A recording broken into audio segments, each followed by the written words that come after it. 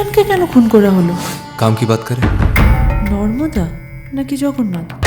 আর দেবনারায়ণের মতো একটা অকাল কুষ্মাণ্ডর সঙ্গে শকুন্তলা সিং এর সহজে পড়বে। मैं शकुंतला से मिलूं उससे पुलिस रोकेगा। সবই কামিনী আর কাঞ্চনের খেলা ভাই। ব্যোমকেশের ছবি যেহেতু একটু টান টান হবে পুরো ব্যাপারটা, এবং আবিরকে আবার ব্যোমকেশ হিসেবে পেয়েও খুব ভালো লাগছে, সঙ্গে নতুন অজিত রয়েছে।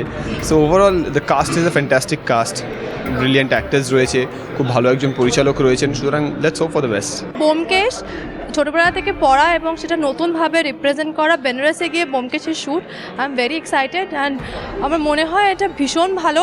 সবাই তো এখন বলছেই ভীষণ ভালো, আর আমি এতদিন ধরে আমি দেখতে পারিনি, সেটা আমার ফল্ট। আজকে আমি দেখবো, আমার মনে হয় আমি খুব এনজয় করব। ওই বাড়িতে গন্ডগোল আছে। না, এরকমই কিছু একটা হবে বলে মনে হচ্ছিল। आप पुलिस तो नहीं हो? জি নেই, जासूस? मैं सिर्फ सच ढूंढता हूँ। এখনো অবধি একজনের সঙ্গেও দেখা হয়নি যে দেখে বলেছে ভালো লাগেনি। তো দিস ইজ আ ফিল্ম যেটা মানে ইউনিভার্সালি লোকের ভালো লাগছে। তো আমার মনে হয় যারা এসছেন তারা ভালো লাগার জন্যই এসছেন, যাতে ভালো লাগে সেই মানসিকতা নিয়ে আসছেন। It's a wonderful film, Arindam has done stellar job. বুম্বাদা দেখতে এসেছে। অবশ্য বুম্বাদার সাথে আমার বুম্বাদার এতে আমি কাজ করেছি অদ্বিতীয়া প্রোডাকশানে। তো বুম্বাদা সবসময় স্নেহ করে আর কি, যখনই কোথাও ইন্টারভিউ বেরোয়, কিছু একটা ছোটো কিছু বেরোলেই সাথে সাথে বুম্বাদার SMS রিপ্লাই সবাই জানে আর কি, করবে খুব প্রাউড অফ ইউ সারাক্ষণ ধরে। তো এখানেও যাই খারাপ করি না কেন, আই থিঙ্ক বুম্বাদার ভালোই লাগবে, কিন্তু ওটাকে একটু গোপনে জিজ্ঞাসা করতে হবে সত্যি ভালো লাগলো, তার জন্য একটু টেনশন হচ্ছে। There are few selected people যারা ব্যস্ততার কারণে এখনও দেখে উঠতে পারেনি, তো তাদের জন্যই এটা মেনলি। সো আশা করব যে উই আর কনফিডেন্ট যে ওদের ভালো লাগবে অ্যান্ড দিল এনজয় ইট। দেখো, মানুষ দেখা মানেই একটা এক্সাইটমেন্ট।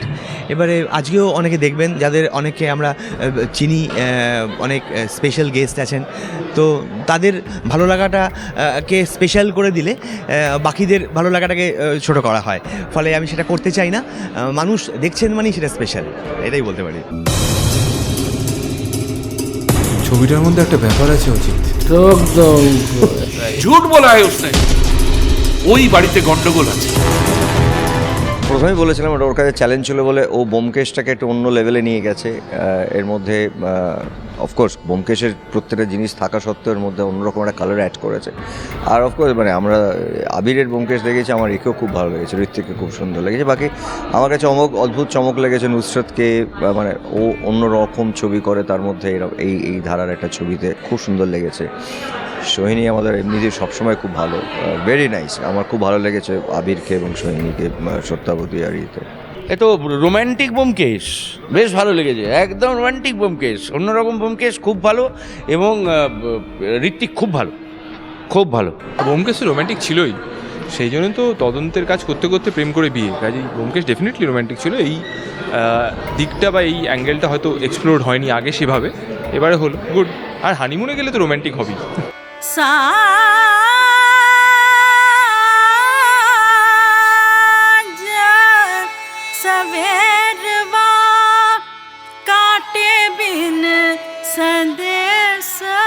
অসম্ভব ভালো, সিরিয়াসলি, অ্যাবসলিউটলি সিরিয়াসলি বলছি, অসম্ভব ভালো লেগেছে আমার।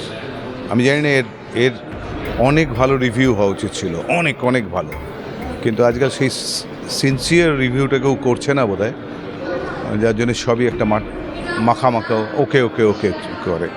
কিন্তু এর রিভিউ অনেক ভালো উচিত ছিল, সেটা আই লাভ দ্য মুভি।